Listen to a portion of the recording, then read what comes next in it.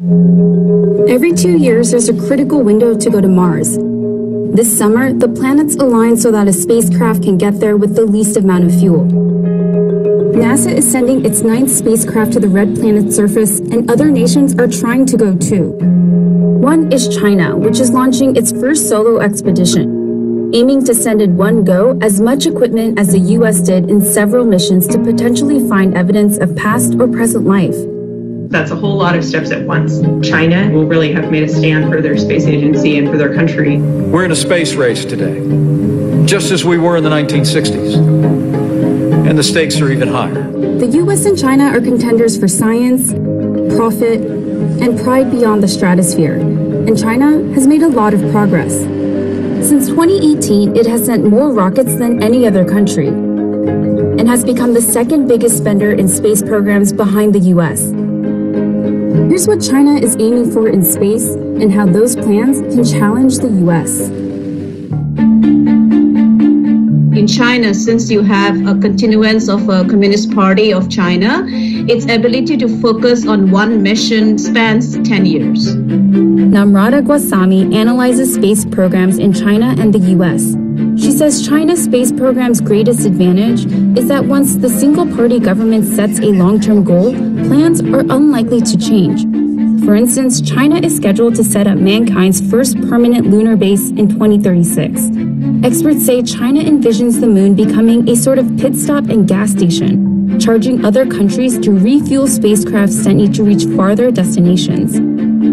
Meanwhile, NASA, Congress, and the wider space community have debated for decades whether to refocus on the moon. In the US, the problem is that you have a change in perspective with a change in administration. Obama said that we do not need to go to the moon anymore. We've been there before. Suddenly you have Trump come in and he argues that, no, we need to go back to the moon. It's a moon to Mars. While the debate continues in the US, China is breaking new ground. It landed a robotic explorer on the moon's far side last year, something no other country has ever done before.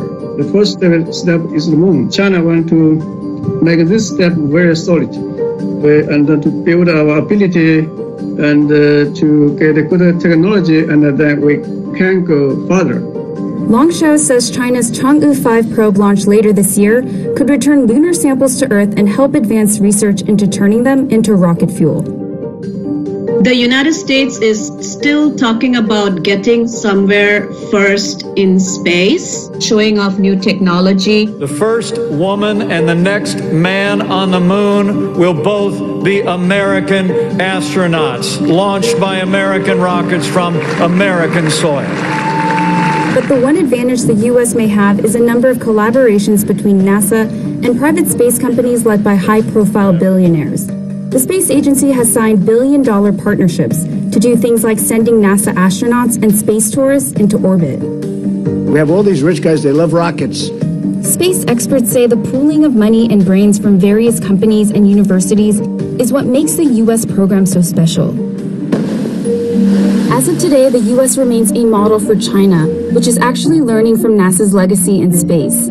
Still, we don't want to just learn from NASA. We want to contribute to our new knowledge to the human being. This is also, I think, some kind of thing for national pride. In recent years, China has surpassed the West in areas like 5G and quantum encryption, technology that experts say could accelerate China's space progress. But Shao says China has had its fair share of failures.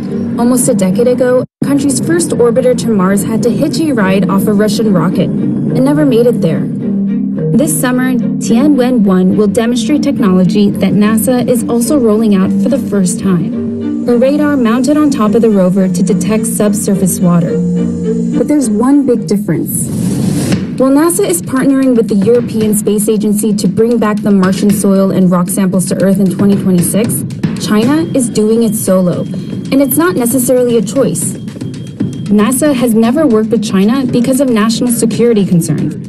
The U.S. barred Chinese astronauts from entering the International Space Station and excluded China from being part of the Gateway, a moon-orbiting space station. It's not a good thing about the tension between China and the United States. But I understand that to share the technology is hard for any country. So instead, China has planned its own Mars sample return mission in 2028, not far from the NASA and ESA timeline. The US does not seem to realize that because it banned any kind of space collaboration between the US and China developed its own indigenous capacity. So they turned a disadvantage into an advantage. In the long term, some scientists from both the US and China have said they hope cooperation will help share costs and expertise. For science, we hope we can share scientific resource, exploration data, and to allow scientists to work together.